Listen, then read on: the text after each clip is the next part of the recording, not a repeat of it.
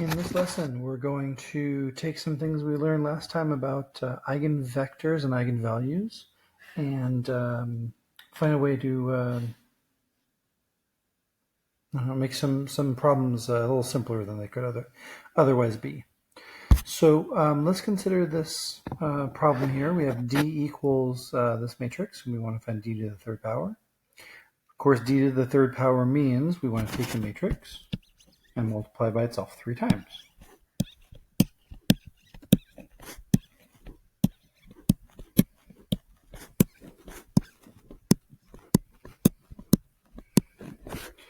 Well, if I multiply those two first, we get 5 times 0 times 5 times 0, so this would be 25.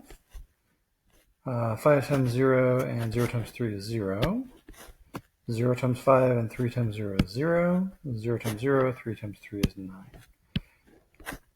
Okay, and if I do that again, I multiply again by 5, 0, 0, 3, I'm going to end up with an answer of 125, 0, 0, 27. So it's worth pointing out that the fact that d was in this really nice form, we're going to call this a diagonal form, where it's just made up of diagonal entries. Finding this power is real easy. Basically, d to the third power, so 5, 0, 0, 3 to the third power, was just 5 to the third power, 0, 0, and then 3 to the third power. So the fact that it was diagonal really made this problem easy to finish. So let's consider a different example. Yeah, I just said that. Let's consider this situation here. So consider these 3 matrices, so A, P, and D. Now, I'm not going to verify this, but we can basically show that this relationship is true, and that relationship is kind of central to what we're doing here. We can show that this is true, and so we want to find a to the third power.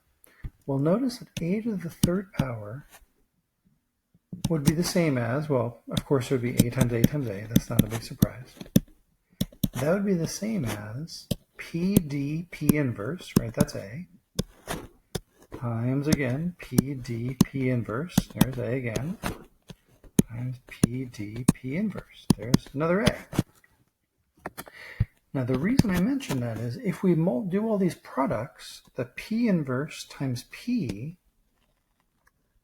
is just I, the identity matrix, so we don't need to write it. Likewise, P inverse times P here is again the identity. We don't need to write it. This is the same as P times d to the third power times P again, times P inverse, excuse me.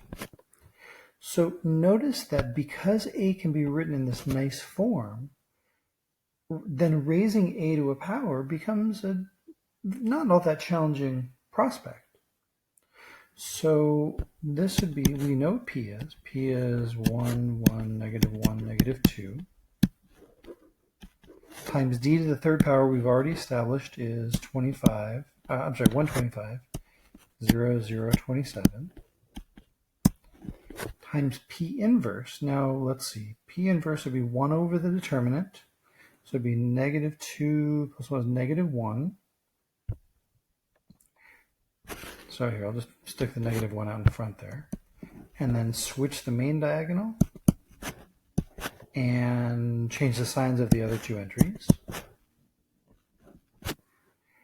And now we just need to do this product. Now, it is worth reminding you that we do not, we can't switch the order. We can't rearrange the order. Otherwise, the P and the P inverse would just become I, so there's no point. We do need to do out this whole product, so I'll leave the negative there. By the way, that negative, we could bring that in anywhere we want to. But anyway, doing this product, we end up getting 125, 27, negative 125, and negative 54, I think. Okay, times this one. I don't think I'm going to bother with this product because it looks fairly ugly, but the point is, this now becomes a whole lot easier than if we had just taken this matrix A and just kept multiplying by A, multiplying by A. The work here, I mean, this last step is a little annoying, but it's not nearly as bad. And what if it had not been to the third power? What if this had been like to the 10th power? Well, now multiplying a by itself 10 times would have really sucked. Whereas using this method, it really wouldn't have been that big a deal. I mean, okay, 5 to the 10th power, I don't know what that is, but in general, it would have been pretty easy to figure out. So a matrix A is called diagonalizable if it is similar to a diagonal matrix D. So remember last class, we finished off by talking about two matrices being similar. That A is similar to D because A can be written as some matrix times D times the inverse of that same matrix. So in a diagonalizable is where A is similar to D, but D happens to also be a diagonal matrix. And the question now becomes, first of all, how do I know if a matrix is diagonalizable? And second of all, how do I find it? Where does that come from? So of course we have the diagonalization, the diagonalization theorem. Boy, that's a big word. An n by n matrix A is diagonalizable if and only if its eigenvectors form a basis for Rn. Okay. Now, of course, to form a basis, that means that the eigenvectors, there has to be n eigenvectors. And if it's a basis, that also means that they have to be linearly independent eigenvectors. Okay, so then the question becomes, how do we find D? How do we find P? How do we go through that whole process? And the answer is basically, this is called an eigenvector basis for Rn. Again, that's just what we call it, not a big deal.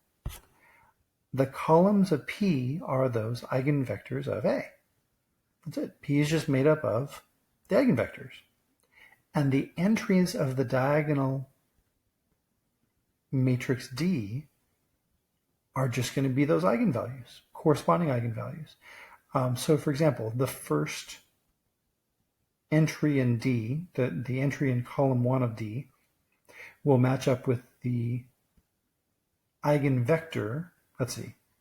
Let me go back here for a second. In this example, D is the matrix 5003, and here's P.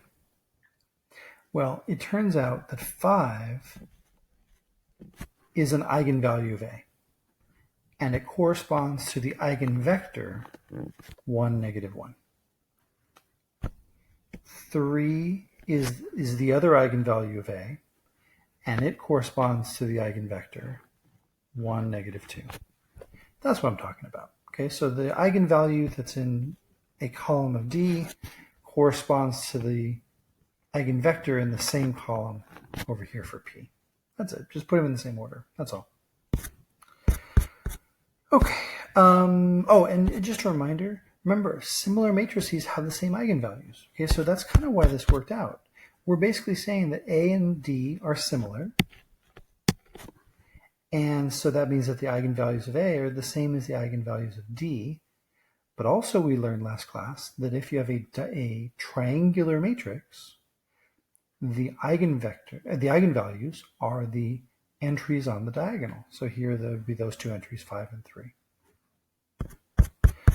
Okay, to diagonalize a matrix, basically, if the problem says diagonalize the matrix, what that really means is find D and find P. That's it. Just find those two things. Okay, so let's diagonalize this, if possible. Now, let me tell you right now that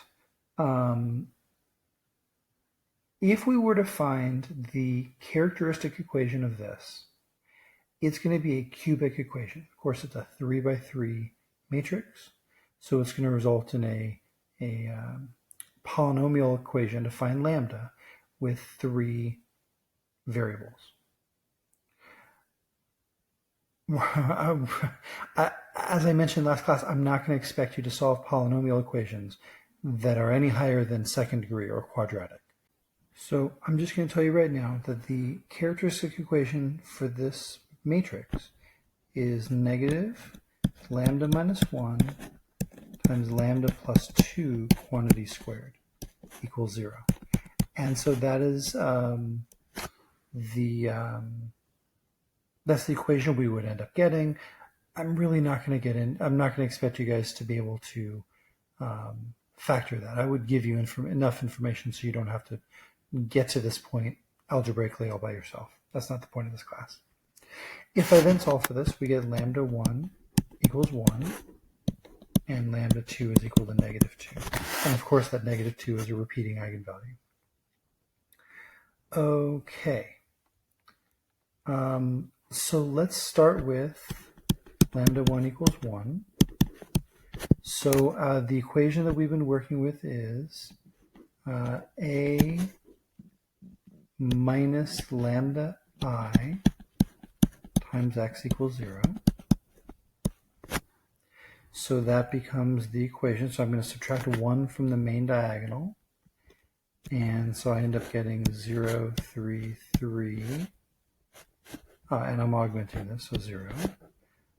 Negative 3, negative 6, negative 3, 0.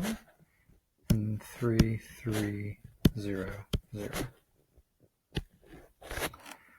Okay. So to solve this, I'm going to switch the top and bottom equations. So I get 3, 3, 0, 0, negative 3, negative 6, negative 3, 0, 0, 3, 3, 0.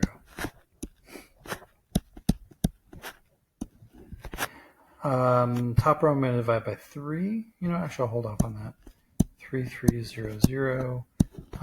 Add the first and second rows, I get 0, negative 3, negative 3, 0, and then of course 0, 3, 3, 0.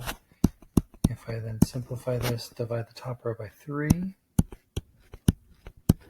the middle row by negative 3, and the bottom row is going to go away.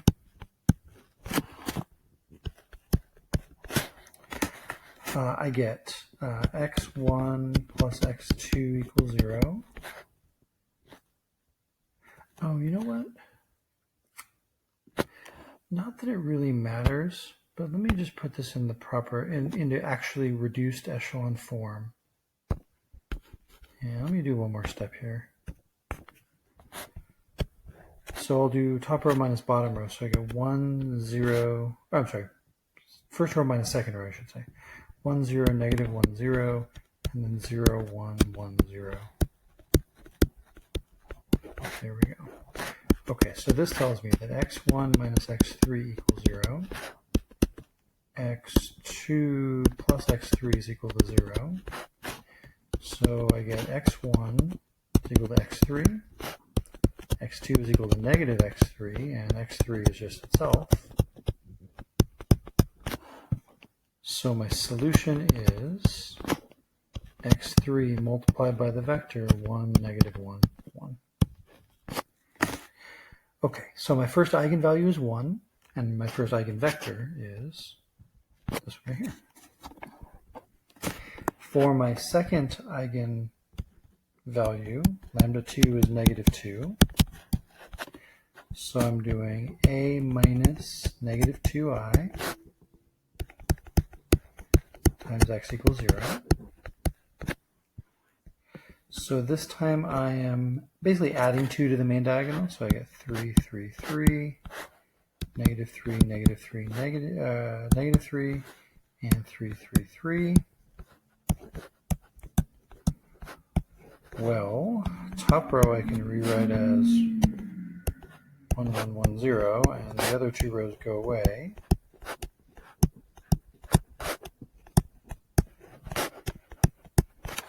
So I'm getting x1 plus x2 plus x3 equals 0. So x1 is equal to negative x2 minus x3. x2 is x2. x3 is x3. Of course, in this case, I have 2 free variables. So x2 and x3 are both free. So I get, my solution is x2 is multiplied by negative 1, 1, 0,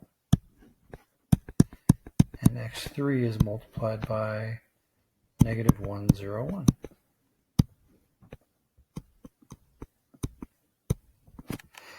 And so this now becomes my 2 eigenvectors.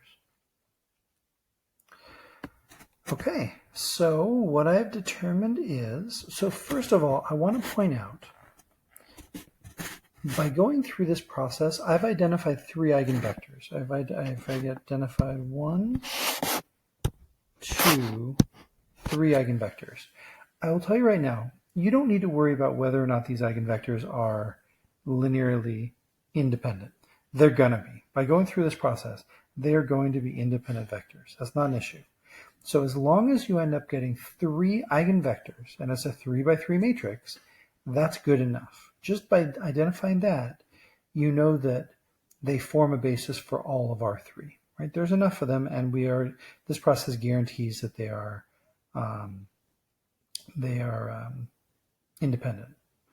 So the goal here is to diagonalize. So what I found is that my diagonal matrix is the matrix where the diagonal entries are 1, -2, -2. All the other entries are zeros.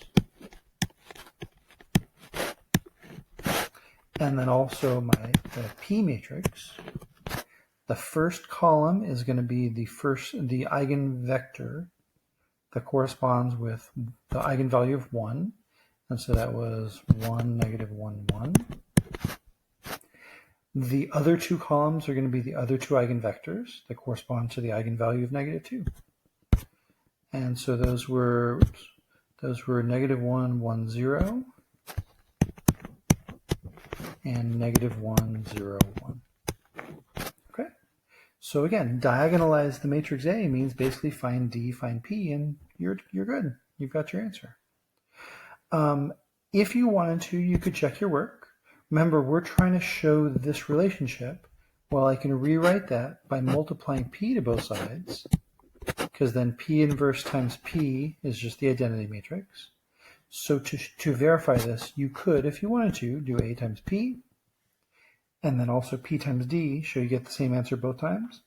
The nice thing about using this method is you don't have to find P inverse, which is a giant pain in the neck.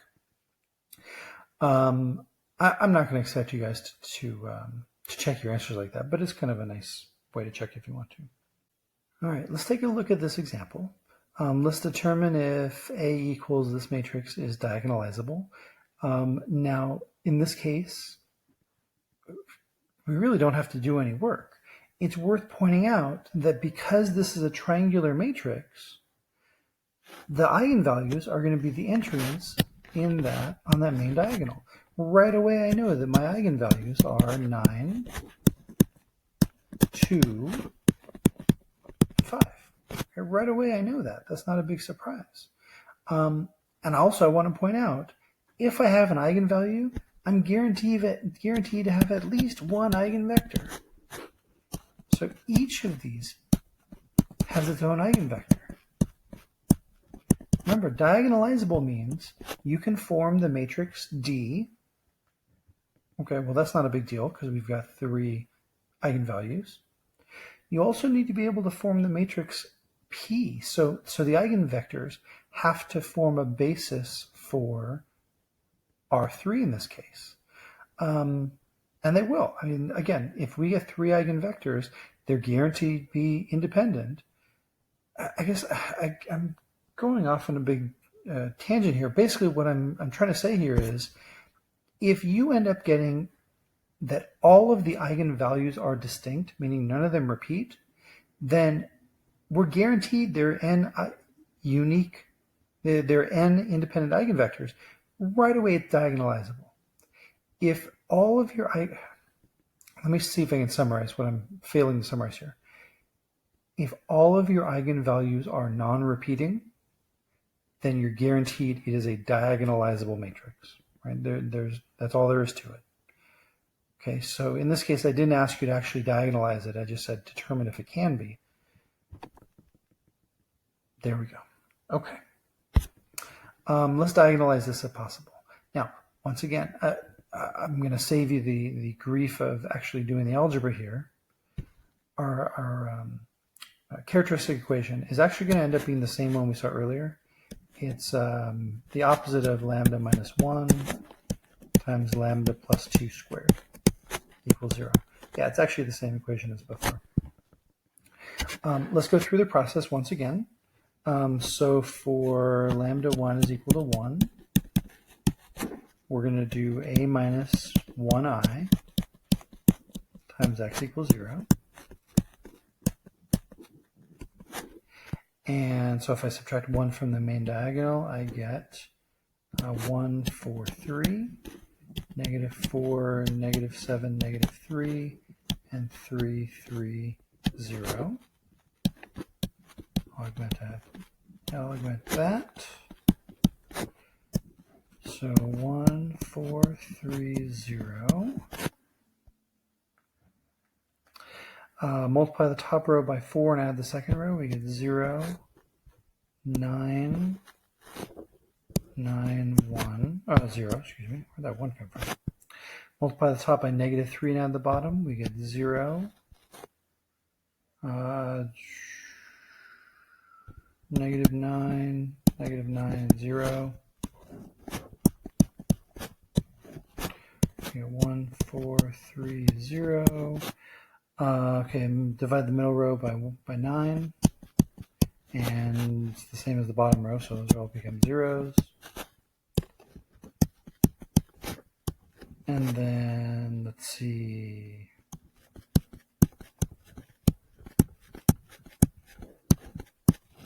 Multiply the bottom row by negative 4 and add the top row. We get 1, 0, negative 1, 0. Okay, so I'm getting x1 is equal to x3, x2 is equal to negative x3, and x3 is equal to itself. So x is equal to x3 times the vector 1, negative 1, 1. Okay, so I'm getting one eigenvector. Cool. Lambda 2 is equal to negative 2. So we're getting a minus negative 2 times I times x equals 0. So now I'm going to add 2 to the main diagonal. So I'm getting 4, 4, 3, 0. Negative 4, negative 4, negative 3, 0. And 3, 3, 3, 0. Okay. Let's see. I'm going to... Well, okay. So first of all, I'm going to add the second and third rows. So we get 0, 0, 0, 0. Divide the bottom row by 3, so I get 1, 1, 1, 0.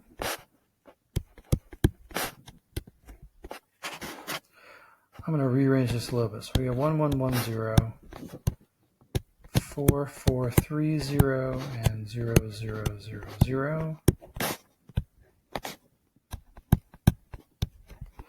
Multiply the top row by negative 4 and add the second row. We get, so 1, 1, 1, 0. We get 0, 0, negative 1, 0, 0, 0, 0, 0. Okay, and then let's see. Get rid of the negative in the second row. Add the first and second rows. We get 1, 1, 0, 0.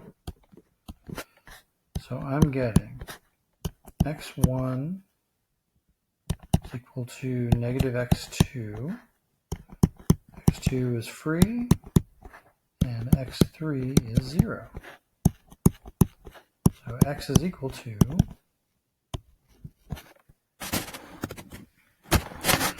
okay, so it's going to be multiplied by x2, and so it'd be negative 1, 1, 0. But the thing I want to point out is that we only got 2 eigenvectors this time. We got 1, 2 eigenvectors. What that means is that the eigenvectors do not form a basis for all of our 3, which means that this matrix is not diagonalizable. basically it was a 3 by 3 matrix, but we only ended up getting 2 eigenvectors. And so for that reason, it is not diagonalizable.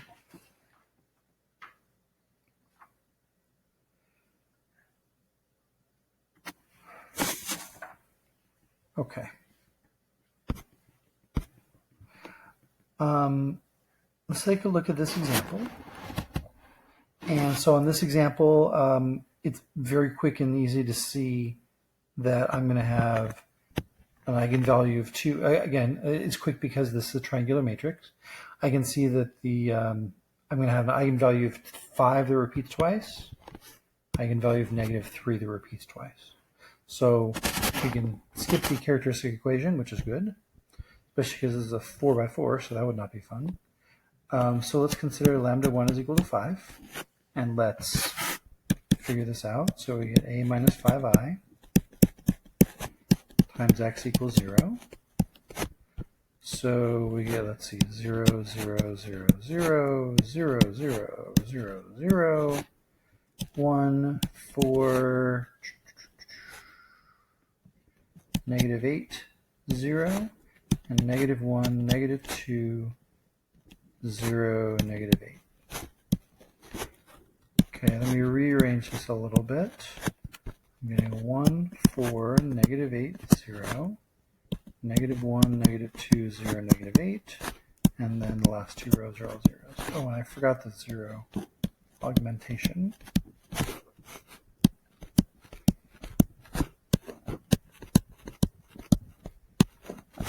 Okay.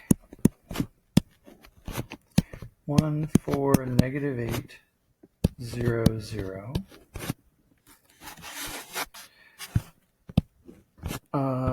So if I add those, we get 0, 2, -8, -8, 0.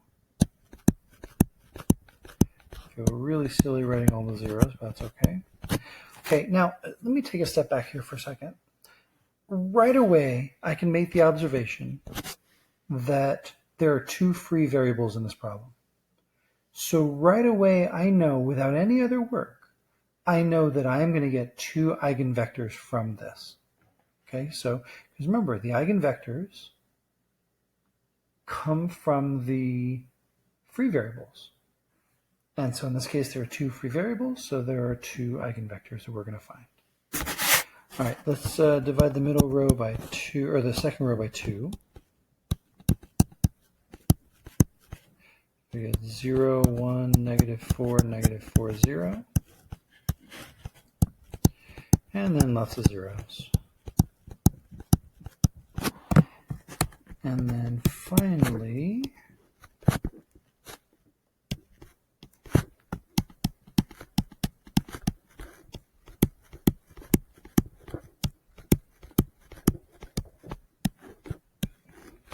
if I multiply the bottom row by -4 and add the first row, we get 1, 0. Times -4 and add, we get 8. Times -4 and add, we get 16 and 0. Okay, so I'm getting that x1 is equal to -8x3 minus 16x4. x2 is equal to 4x3 plus 4x4. x3 is x3, and x4 is x4. So my solution is -8, 4, 1, 0 times x3,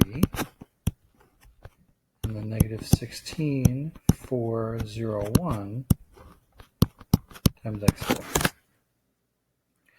And so these now become my first 2 eigenvectors, both of which correspond to the eigenvalue of 5. Okay, let's do the other one here. So the other eigenvalue was -3, so we get lambda 2 equals -3. So we're doing, let's see, a minus -3 times I times x equals 0. So now I'm going to add 3 to the main diagonal entries. And so I get 8 0, 0, 0, and we're augmenting with 0. 0, 8, 0, 0, 0. 1, 4, 0, 0, 0. And negative 1, negative 2, 0, 0, 0.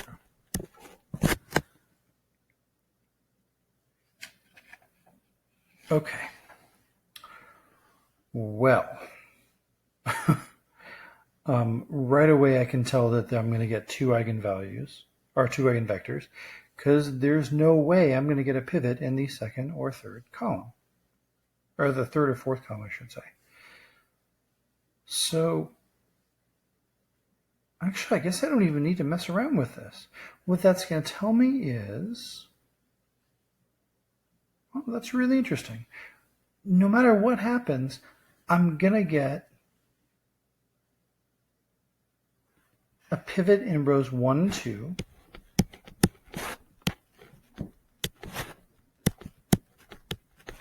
And I mean, the second and third column is all zeros, and no matter what I do, it's still going to stay all zeros. I mean, I guess I can go through the motions, but I don't really need to. What this tells me is that x1 is 0, x2 is 0, x3 can be anything it wants to be, and x4 can be anything it wants to be. So my solution is the vector 0, 0, 1, 0 times x3 plus 0, 0, 0, 1 times x4. And there's my second and third, or sorry, my third and fourth eigenvectors. So this problem said to diagonalize. Okay, so D is made up of my my 4 eigenvalues, I guess. 5, 5, negative 3, negative 3, with zeros everywhere else.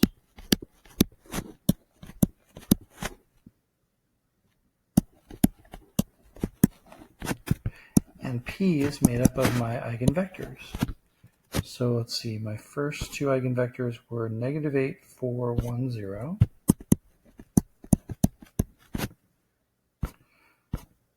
Negative 16, 4, 0, 1. Did I write? Whoops. Yep. And then two vectors that went along with negative 3, so that'd be 0, 0, 1, 0, and 0, 0, 0, 1. By the way, I don't think I mentioned earlier, the order doesn't matter. You can switch, because it's a repeating eigenvalue, the third and fourth columns have the negative 3 in it, so this third and fourth columns have to have the eigenvectors corresponding to negative 3. The order you write them totally doesn't matter. Does not matter at all. Okay, so we have now diagonalized this matrix. Awesome. All right, that is the end of this lesson. Thank you very much for watching.